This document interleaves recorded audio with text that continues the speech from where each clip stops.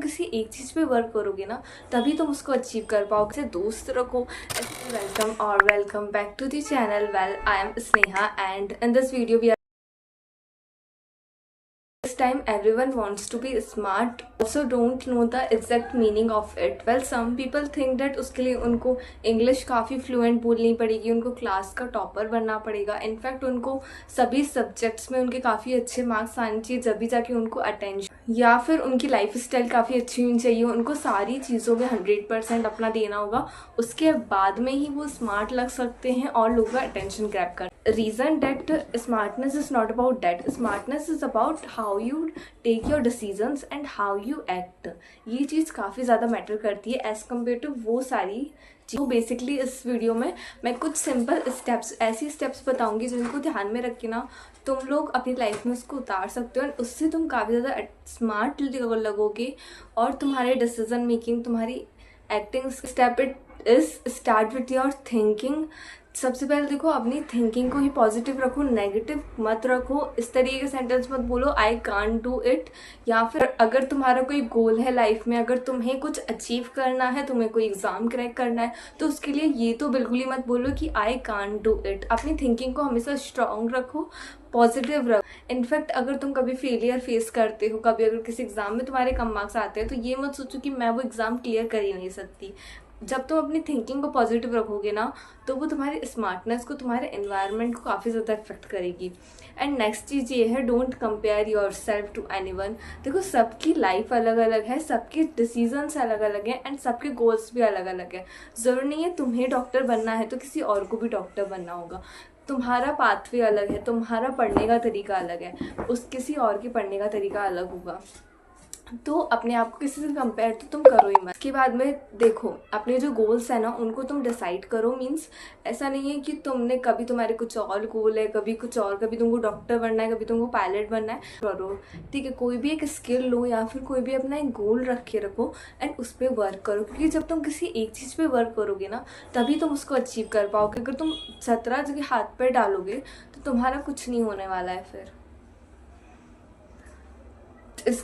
इसके बाद में देखो, नेक्स्ट स्टेप है विच इज़ लर्न डेली। देखो, जितने भी स्मार्ट लोग हैं या फिर जितने भी तुम सक्सेसफुल लोगों को देखते हो, उनकी अगर तुम पास्ट स्टोरी पढ़ते हो तो उसमें सबसे ज़्यादा चीज़ें तुम्हें देखने को मिलती है यही कि उनने कोई एक स्किल पकड़ी थी, उनने कोई एक अपना गोल लिया था एंड देन उसमें उन्होंने अपना 100% दिया एंड वो उस चीज़ को रोज़ कंटिन्यू करते थे। तुम्हारी तरह नहीं कि उन एक दिन कर लिया, 10 दिन छोड़ दिया, फिर दूसरे दिन कर रहे हैं। नहीं, वो उस चीज़ को रेगुलर कंटिन्यू करते थे। भले वो उसमें 1 घंटा दे, 2 घंटे दे, बट वो उस चीज़ को रेगुलर करते थे। क्योंकि देखो, जब तुम किस चीज़ को रेगुलर करते हो, रेगुलर बेस पे अगर तुम किसी स्किल को सीख रहे हो, भले ही तुम उसमें 1% ही क्यों ना दो, तुम अगर उसमें अपने पूरे दिन का आधे घंटा निकाल के अगर तुम उस स्किल में दे रहे हो तो स्किल में मास्टर बन सकते हो। बट अगर तुम 1 घंटा इसमें, 1 घंटा उसमें दे रहे हो, सो एक भी स्किल समझ में नहीं आएगी। और अगर तुम ऐसा कर रहे हो कि तुमने स्किल तो ले रखी है, तुमने कोई ले रखा है कोई भी गोल, बट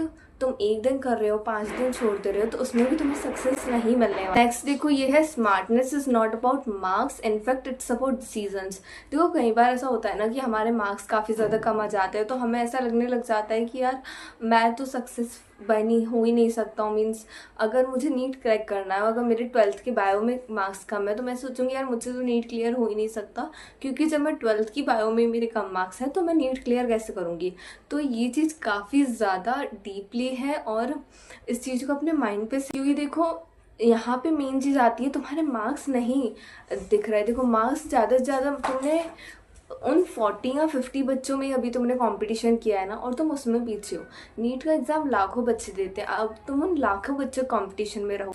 और देखो, कई बार ऐसा होता है कि जो टॉपर बच्चा रहता है ना, उसकी डिसीजन मेकिंग जो स्किल है, उसकी जो मेंटलिटी है या फिर उसकी जो मेमोरी ट्रिक्स है, वो काफ़ी कम होती है एज़ कम्पेयर टू जो एवरेज बच्चा रहता है। जो एवरेज बच्चा रहता है ना, वो रीजनिंग हो गया, एप्टीट्यूड हो गया, इनमें वो काफ़ी ज़्यादा आगे रहता है। और अगर तुम्हें अपनी मेमोरी को शार्प करना है तो तुम कुछ गेम्स खेल सकते हो, जैसे कि चेस हो गया, कुछ कलर पजल गेम हो गया। इस तरीके से गेम तुम खेल सकते हो जिससे कि तुम्हारी मेमोरी स्ट्रांग होगी।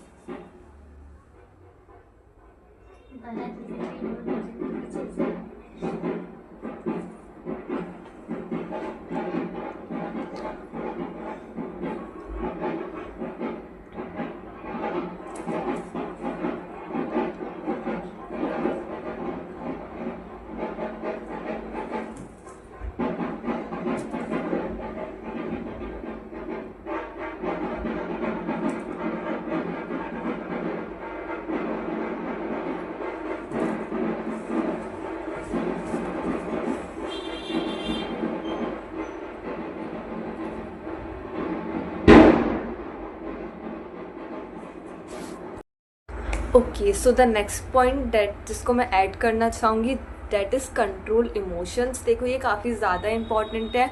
मीन्स जो इंट्रोवर्ट है, एक्सट्रोवर्ट है और एम्बीवर्ट है, सभी के इमोशंस को कंट्रोल करना सीख जाते हो ना, तो तुम्हें ये पता होता है कि तुम्हें किस टाइम पे कैसा रिएक्ट करना है। एंड अगर तुमने अपने इमोशंस को कंट्रोल करना सीख लिया ना, तो अटेंशन ग्रैब करना हुआ, स्मार्टनेस हुई, ये सारी चीज़ें तुम्हारे अंदर आ जाएंगी। बहुत से लोग देखो गलती ये करते हैं, मीन्स वो सभी चीज़ों में परफेक्ट होते हैं बट वो अपने इमोशंस को कंट्रोल नहीं कर पाते हैं। एंड ये डिफ़िकल्ट होता है, स्पेशली जो इंट्रोवर्ट लोग होते हैं उनके लिए, और सभी के लिए एज ऑलवेज डिफिकल्ट होता है।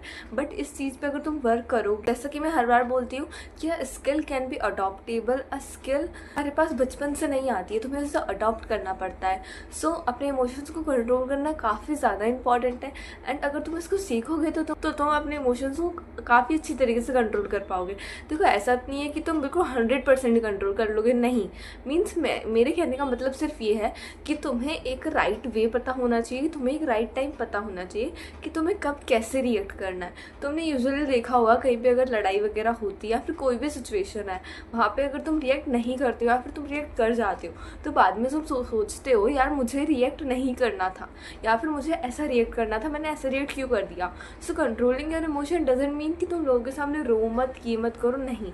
उसका मीनिंग ये भी है कि तुम्हें राइट टाइम पता होना चाहिए, राइट प्लेस पता होनी चाहिए कि तुम्हें कहाँ पे कैसा रिएक्ट करना है। बाद में देखो हमारी नेक्स्ट जो मैं ऐड करना चाहूँगी विच इज़ रिस्पेक्ट टाइम। देखो काफ़ी छोटा सा वर्ड है बट काफ़ी इंपॉर्टेंट है। मीन्स अगर तुमने सारी टिप्स फॉलो कर ली बट अगर तुमने ये चीज़ फॉलो नहीं करी ना, तो फिर तुम कुछ नहीं कर सकते। फिर मीन्स देखो टाइम की रिस्पेक्ट करना सीखो।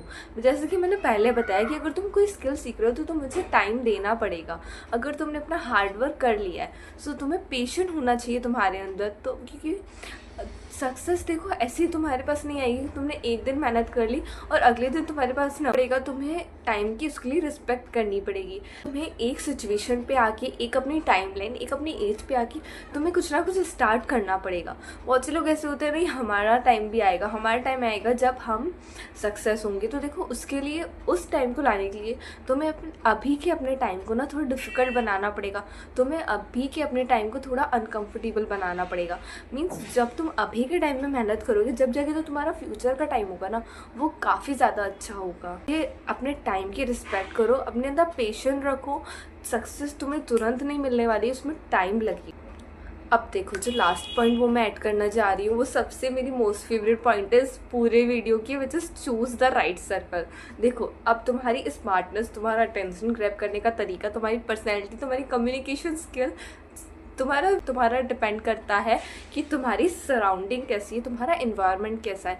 मीन्स देखो तुम हमेशा अपना सराउंडिंग अच्छा चूज़ करो, अपने आसपास ऐसे दोस्त रखो, ऐसे लोगों को रखो और ऐसे लोगों से बातचीत करो ना जो कि तुम्हारी लाइफ में जनरली कुछ लेके आए, जो कि तुम्हारी लाइफ में कुछ अच्छा करे तुम्हारे लिए। एंड इवन जब तुम्हें फेलियर फेस करना पड़े ना तब भी वो तुम्हारे साथ में खड़े रहे। वो ऐसे ना हो कि यार ठीक है कोई बात नहीं मत पढ़ हो जाएंगे पास, ऐसे दोस्त किसी काम के नहीं होते। मीन्स तो वो तुम्हारी सक्सेस में भी तुम्हारे साथ खुश हो और तुम्हारे फेलियर में भी वो तुम्हारे साथ हो। देखो सक्सेस में खुश होना, टॉफ़ी खाना, ये तो सब दोस्त कर लेते हैं, ये तो सब दोस्त कर लेते हैं। बट अगर वो तुम्हारे साथ तुम्हारे फेलियर में भी है so that's your true friend. और फ्रेंड की बात नहीं, अगर कोई भी है, अगर तुम कभी किसी से बात भी कर रहे हो ना तो अपनी सिचुएशन उनको इतनी जल्दी मत बताओ। मीन्स पहले देखो, 2-4 दिन बात करो, क्या वो पर्सन तुम्हारी लाइफ में जेन्युइनली कोई इम्पोर्टेंस ला रहा है, क्या वो तुम्हारी लाइफ में इम्पोर्टेंट है। देखो अपने आसपास की सराउंडिंग को इतना अच्छा बना लो ना, अच्छे हो जाओगे। अब देखो सराउंडिंग का मतलब सिर्फ ये नहीं है कि फ्रेंड्स हो गया, रिलेटिव हो गया, नहीं। इसका मतलब है कि तुम जिस चीज़ से तुम इंटरेक्ट करते हो, तुम अपने फ़ोन से इंटरेक्ट करते हो। अगर तुमने तुम्हारे फ़ोन में ही डीमोटिवेशनल वीडियोस डाल रखी है तो तुम्हें मोटिवेशन कहाँ से आएगा, है ना। मीन्स देखो मोटिवेशन लाने के लिए अपने फ़ोन का एल्गोरिदम सबसे अच्छा रखो। मीन्स वैसी वीडियो देखो जो तुम्हें आगे जाके बनना है, तो वो तुम्हें काफ़ी ज़्यादा क्यूरियोसिटी तुम्हारे अंदर पैदा करेगी। जैसे अगर किसी को नीट क्रैक करना है तो अगर वो अपना एल्गोरिथम उस हिसाब से रखेगा तो वो उसकी क्यूरियोसिटी होगी उसमें, है ना। अगर तुमने फालतू वीडियोस, मीम्स वगैरह, अगर तुम अब देखो मूवीज़ वगैरह हो गई कि ड्रामा, अब देखो मैं ये नहीं बोल रही कि मूवीज़ देखना बंद कर दो, नहीं, मेरे कहने का मतलब ये नहीं है। इवन मूवीज़ देखो, अच्छी मूवीज़ देखो, अच्छे तुम्हें जो भी देखना पसंद है, के ड्रामा देखना पसंद है, तुम वो भी देख सकते हो, इवेंचुअली सभी देखते हैं। बट एक टाइम निकालो, एक टाइम अपनी सक्सेस के लिए निकालो, एक टाइम अपने उस पॉइंट के लिए भी निकालो जिसमें तुम इंजॉय कर रहे हो, वो काफ़ी ज़्यादा इंपॉर्टेंट है।